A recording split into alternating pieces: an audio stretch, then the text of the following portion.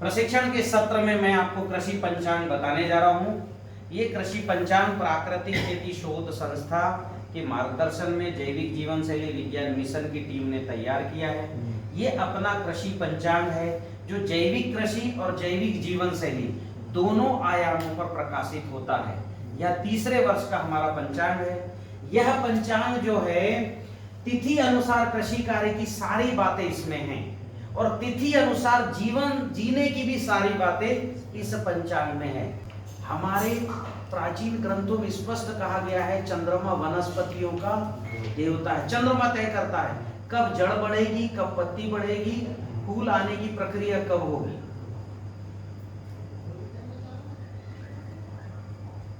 तो चंद्रमा के आधार पर हमारे भारत का कैलेंडर पहले चलता था।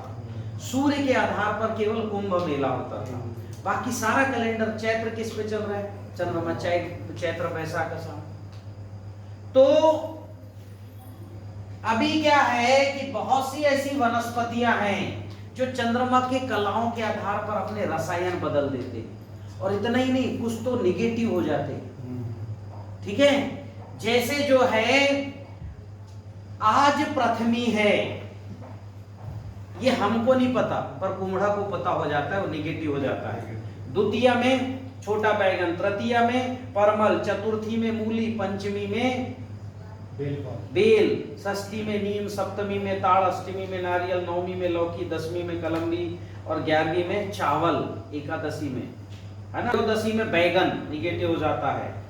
ठीक है, द्वादशी में पोई होता है, चतुर्दशी में और अमावस्या में जो है लाल रंग की सब्जियां, तिल का तेल, ये निगेटिव हो जाते हैं। क्यों? ये चंद्रमा की कलाओं पर ही इनका जीवन चलता है। इन चतुर्थी लगी, हमें नहीं पता, मूली को पता है। जैसी चतुर्थी लगी, हो सकता है दोपहर के 2 बजे चतुर्थी लगी या रात में 11 बजे लगी, जैसी चतुर्थी लगेगी मूली निगेटिव, अष्टमी लगी नारियल निगेटिव, त्रयोदशी लगी आपका बैगन निगेटिव, इस तिथि पर षष्ठी लगी नीम निगेटिव। उस दिन नीम चाय पी लोगे तो आपकी ताकत खत्म हो जाएगी। और स्पष्ट कहा है कि चैते गुड़ बैसाखी से तेल कुआर करेला कार्तिक दही मरियो नहीं तो परियो सही। इसलिए कहा मरोगे नहीं आप ताकत कम होने से, लेकिन परियो ने बीमार जरूर पड़ जाओगे। तो इन तिथियों पर नहीं खाना। मैंने तिथि भी लिख दिए और तिथि के सामने लिख दिया। और अंग्रेजी कैलेंडर जिनको समझ नहीं आती, जैसे जो है हमारा नव वर्ष चलता है जो है चैत्र शुक्ल एकम से चलता है, चैत्र शुक्ल एकम, तो 2 अप्रैल को पड़ रहा है, तो ये नीचे लिख दिया 2 अप्रैल भी, ताकि कंफ्यूजन ना रहे। और उसके नीचे मतलब कौन सी चीज निगेटिव होती है वो लिख दिया। बोनी तो लिखी है हमने, किस फसल की करना, खान पान भी डाल दिया। तो ऐसे ये कैलेंडर की विशेषता है। तो वापस फिर मैं अपने विषय पर आता हूँ। चंद्रमा वनस्पतियों का देवता है। कैसे? ये हमारी धरती है, यहां उगा है, मान लो एक पेड़ उगा है, ठीक है, और इसकी जो है इसकी पत्तियां इधर हैं, ठीक है। और इस पेड़ में क्या है, जब चंद्रमा धरती के पास आ जाता है तो पौधे का सारा रस पत्ती में आ जाता है। उस समय पे औषधि के लिए हम पत्ती ले लेना चाहिए। क्यों? क्योंकि पौधे का सारा रस कहाँ है? पत्ती में। लेकिन उस समय कटिंग करनी चाहिए क्या? 3G 4G कटिंग, या मतलब छोटी कटिंग तो कर सकते हो आप, लेकिन हैवी कटिंग नहीं करना। क्यों? अगर हैवी कटिंग करोगे तो पौधे का सारा रस कहाँ हो जाएगा? बाहर चला जाएगा। इसलिए जब चंद्रमा धरती से दूर हो, मान लो चंद्रमा धरती से दूर हो गया, तो पौधे, ये धरती का गुरुत्वाकर्षण अंदर की ओर बढ़ जाएगा, तो पौधे का सारा रस कहाँ आ जाएगा? जड़ों में आ जाएगा। औषधि के लिए उस समय जड़ लेना चाहिए। क्यों? क्योंकि रस कहाँ है? जड़ों में। लेकिन उस समय जुताई करना चाहिए क्या? क्योंकि औषधि के लिए ले रहे हो तो थोड़ा बहुत ले होगे, लेकिन जुताई कर दोगे तो ये सारी जड़ टूट जाएगी और सारा रस कहाँ बिखर गया? जमीन में, पौधा अपंग हो गया। इसलिए अमावस्या के समय में क्या नहीं करना? जुताई नहीं करना। जुताई कब करना? पूर्णिमा के समय, क्योंकि पत्ते ऊपर रहते, जितने जड़ तोड़ना है करो। तो पूर्णिमा के समय जुताई करो, अमावस्या के समय में कटिंग करो। और अमावस्या और पूर्णिमा के दिन नहीं करना, उनके आगे ना जुताई करना, ना कटिंग करना। अमावस्या के 5 दिन पहले 5 दिन बाद प्लस माइनस, ठीक है। यानी एकादशी के बाद आप कर सकते हो, ठीक है। और पंचमी तक ये तिथि जो होती है 10 दिन का समय, ये 10 दिन का समय में आपको पूर्णिमा है तो जुताई करना, अमावस्या है तो नो जुताई, फिर कटिंग करना, ठीक है। और अमावस्या पूर्णिमा में, अमावस्या के समय में चूंकि सारा रस जड़ों में होता है, पत्तियां कमजोर होती है, तो क्या होता है पौधों में बीमारी भी उस समय आती है, आती कि नहीं, क्योंकि पत्तियां कमजोर है, रस विहीन है। तो इसलिए अमावस्या के आसपास जो है स्प्रे करना। किसका स्प्रे करोगे हर अमावस्या में, इसमें मैंने दिया है ताराचंद बेल जी तकनीक के पीछे के पन्ने पर अपनी सारी तकनीक है। जैसे इसमें पहली तकनीक इसमें यह है कि ऊर्जा विज्ञान पहले मैंने बता दिया। दूसरे पन्ने पर मैंने इसमें बताया कि भाई हमारे जो 16 पार्ट है उसमें 6 पार्ट कौन से हैं, और प्राकृतिक खेती पंच महाभूतों की साधना क्या है ये बता दिया, और ये बताया ताराचंद बेल जी कृषि तकनीक की प्रक्रिया। इसमें मैंने बताया हर अमावस्या और पूर्णिमा में किसकी सिंचाई करना, क्या स्प्रे करना। और इस तकनीक के जो है पहले ऊर्जा की जांच, पंच महाभूतों की जांच, ये मैंने सब बताया है। और सक्सेस स्टोरी भी दी है, फोन नंबर सहित किसानों के। आप इन किसानों को फोन करके बात भी कर सकते हो कि भाई आपकी मिट्टी कैसे मक्खन जैसी मुलायम हो गई, ये अपनी टेक्निक से ही हुई है।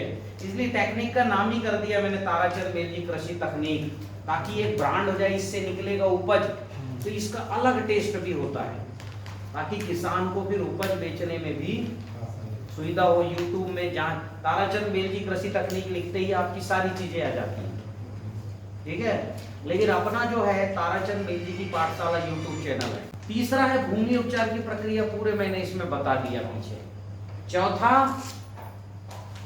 कि ये कैप्सूल कल्चर जो है जीवाणु घोल कैसे बनाओगे, और जीवाणु घोल में डालने के लिए सडरस, जैव रसायन ये कैसे बनाओगे, गोवर्धन खाद वगैरह सब मैंने इसी में ये हमने बता दिया। फिर हमने क्या किया कि कृत्रिम तरीके से आपको एनपीके देना है, जैविक। तो अपनी किसानों की संस्था है राह एफपीओ, इसकी संस्था है जैविक। आप में अपने से जुड़े हुए जो भी किसान हैं उनकी ही कंपनी है, वो किसान जो बनाते हैं वो मैंने आपको इसमें प्रमोट की। घट गया नाइट्रोजन की कमी तो नैनो नाइट्रोजन कैसे डालना, गोवर्धन खाद अपनी गौशाला में बन रहा है वो डाल के कैसे अपन जो है पोषक तत्वों की पूर्ति कर सकते हैं। फिर ये कीट नियंत्रण की प्राकृतिक और कृत्रिम, सोलर ट्रैप लगा के कृत्रिम और वायरस डाल के प्राकृतिक तौर पर कैसे हम कंट्रोल कर सकते हैं उसकी विधि है। इसके अलावा जैविक केला उत्पादन की विधि, हर साल मैं एक फसल की डालता हूँ क्योंकि कैलेंडर में तो सब डाल नहीं सकते, तो केला उत्पादन की सारी विधि इसमें मैंने डाल दिया। फिर ये जैविक जीवन शैली की सारी बातें डाल दी, किस तिथि पर क्या खाना क्या नहीं खाना, जैविक भोजन क्या है, जैविक घड़ी, जैविक ऊर्जा, जैविक कर्म क्या है, कौन कौन सी निगेटिव चीजें इसमें हमने बताया है, उसको समझने की प्रक्रिया भी बताई है। और जैविक अपनी जो जैविक कंपनी कौन कौन से पॉजिटिव चीज बनाती है, कपड़े बनाती है, अग्निहोत्र के पात्र हैं, मिट्टी के बर्तन हैं, ठीक है। फिर और भी जो है और भी पात्र हैं, मसाले हैं, अनाज हैं, इवन जो है गोबर के चप्पलें भी अपनी कंपनी जो है जैविक किसानों की कंपनी बनाने लगी है। हमारे गांव में चमड़े के भी बड़े अच्छे चप्पल बनने लगे हैं, ठीक है। लकड़ियों के कई तरह के बर्तन उत्पाद हैं, है ना, एंटी रेडिएशन चिप, तमाम तरह की चीजें बनाते हैं, उसका भी हमने इसमें वर्णन किया हुआ है, ठीक है। और अग्निहोत्र क्या है उसका पूरा वर्णन है, कैसे करना मंत्रों सहित, ठीक है। तो ऐसे ये सारी चीज मैंने कैलेंडर में अपनी टेक्निक भी डाल दिया है। फिर सक्सेस स्टोरी भी डाली हुई है कैलेंडर में, जो जो किसान बहुत अच्छा कर रहे हैं उनके फोटोग्राफ्स भी हमने इसमें डाले हुए हैं। तो इस तरह से हमको ये कैलेंडर हमारे घर में अपने सामने रखो, बेडरूम में ही रखो, और सो के उठ के सबसे पहले देखो आज तिथि कौन सी है। जैसे हमारी नींद खुली गुरुवार को, त्रयोदशी है, क्या है 14 अप्रैल, नीचे लिखा है क्या नहीं खाना, तो गुड़ नहीं खाना चैत्र में, क्योंकि चैत्र में गुड़ निगेटिव हो जाता है। और क्या नहीं खाना, और बैगन नहीं खाना लिखा है, तो उस दिन बैगन मत बनाना। कितनी सहूलियत हो गई। अगर कैलेंडर में लिखा नहीं होता, समझ में नहीं आता। पिछले साल पीछे एक लाइन में लिख दिया था, नहीं समझ में आ रहा था, इसलिए इस साल हमने तिथि के सामने ही लिख दिया कि उस दिन वो नहीं खाना।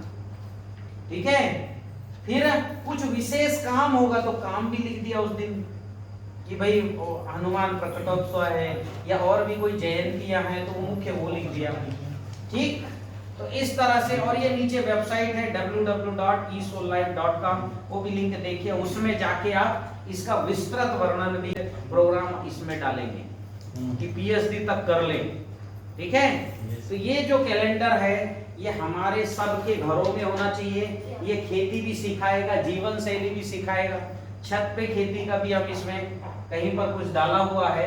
तो इस तरह शहर के आदमी के पास भी होना चाहिए, किसान के हर घर में। इसलिए मैं आग्रह कर रहा हूं कि हार्ड कॉपी बुलवाओ, खेत में भी रखो, घर पे भी रखो, रोज इसको देखो, इसके आधार पर जीवन जियो।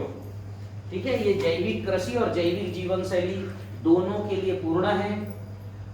ये कृषि पंचांग, प्रकृति की जो घड़ी है जिसको बोलते हैं बायोलॉजिकल क्लॉक, ये बायोलॉजिकल क्लॉक को जीवित करने वाली आपके शरीर में। जैसे प्रकृति की घड़ी है वैसे हमारे शरीर के अंदर भी घड़ी है। हम प्रकृति के घड़ी के अनुसार से नहीं चल रहे, इसलिए बीमार पड़ रहे हैं। तो बायोलॉजिकल क्लॉक इसको एक्टिवेट करने वाली, क्योंकि इसमें लिखा है क्या खाना क्या नहीं खाना। सुबह उठोगे, अग्निहोत्र करोगे तो आपका क्लॉक क्या हो जाएगा, ठीक अपने आप स्वस्थ हो जाओगे। ठीक है, तो अणु विज्ञान, जीवाणु विज्ञान इसको खेती में और आपके शरीर में भी स्थापित करने का प्रयास करेगी। इस कैलेंडर के आधार पर अगर जीवन जीते हो तो घर में एक अलग ही आध्यात्मिक माहौल होगा। जिस घर में अग्निहोत्र होने लगेगा उस घर में अपने आप खुशियां आती हैं। इवन मान लो कुछ बच्चों में दोष होगा या बड़ों में दोष होता है। कई बार है अभी बहुत ज्यादा लोग जो है शराब पीने लग गए, तो ऐसे मेरे पास अनुभव आया कि पति शराब पीता है, वो अग्निहोत्र होने लगा, ऑटोमेटिक बंद कर दिया उसने। बच्चे सुबह उठने शुरू कर दिए, सुबह उठोगे तो 2-3 घंटे बचेगा। तो आपका बायोलॉजिकल क्लॉक को ठीक करता है, आपके जीवन को आध्यात्मिक करेगा, जैविक परिवार की अवधारणा को पूर्ण करेगा। तो ऐसे कैलेंडर काम करता है। हर व्यक्ति को ये कैलेंडर बुलाना चाहिए, ऐसा मेरा आग्रह है। ठीक है, आप सब भी जितने भी मिशन के कार्यकर्ता हैं सब अपने पास 25-50 कैलेंडर रखो। भेंट करना है तो इसको करो, क्योंकि सबसे बड़ा अमूल्य क्या होता है, ज्ञान होता है। एक छोटा सा ज्ञान भी आपने किसी को ऐसे बताओगे तो पता नहीं, कैलेंडर में पढ़ के कर लिया तो कितना बड़ा फायदा होगा। छोटी सी बात बहुत बड़ा फायदा करता है। तो आप किसी को भेंट करना है तो क्या करो, एक कृषि पंचांग भेंट करो। किसान को करो, उसका भला हो जाएगा। शहर के आदमियों को करो, उसका भला। तो हर कार्यकर्ता के पास ये 10-20 ये अपने पास रखो। ठीक है, और इसको भेंट करो, इसके आधार पर जीवन जियो। बहुत बहुत धन्यवाद।